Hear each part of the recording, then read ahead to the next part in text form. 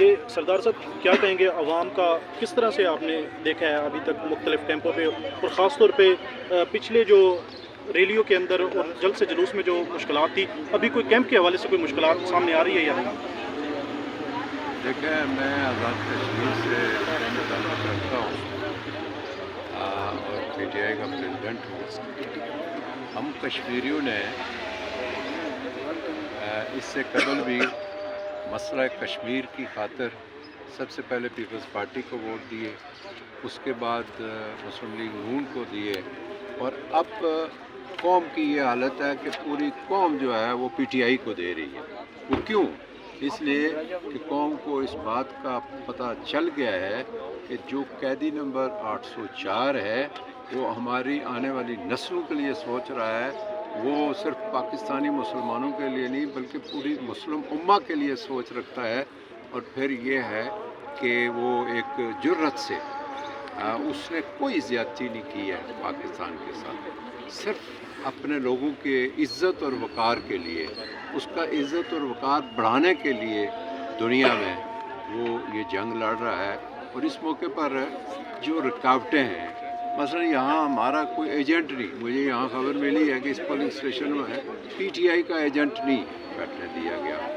اب یہ آپ کے پاس ایجنٹ نہیں ہے یا اندر جانے نہیں دیا گیا؟ ہمارے پاس ایجنٹ بہت ہیں، ہمارے پاس ووٹر بھی اللہ کے فضل سے بہت ہیں، لیکن یہ جو ہتھ کنڈے ہیں، یہ جو الیکشن پروسیس میں رکاوٹیں، اس طرح کی چیزیں، یہ عوام کے اندر سے عمران خان کی محبت عوام کے لیے نہیں نکال سکتا۔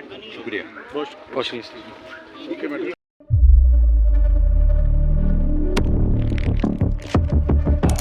قدرت کی تخلیق میں کوئی کمی نہیں، بس دیکھنے والی نظر چاہیے۔ قدرت کے بنائے اس نظام میں کون ہے فسادی اور کون کر رہا ہے حق کی منادی؟ Absolutely not. قدرت کی سب پر نظر ہے، مظلوم کی آہ ہو یا ظالم بے پرواہ، قدرت کی نظر سے اوجھل نہیں۔ قدرت کا ایسا ہی ایک شاہکار ہے جو نظر بھی رکھتا ہے اور پل پل کی خبر بھی۔ براہ راست جلسے ہوں یا رکھنی ہو پاکستان سمیت دنیا بھر کی خبروں پر نظر، تو ابھی سبسکرائب کریں یوٹیوب پر ڈیلی قدرت کو، یا پھر فالو کریں سوشل میڈیا پر ڈیلی قدرت کو، اور رہیں ہر لمحہ باخبر۔ قدرت ہر وقت بر وقت۔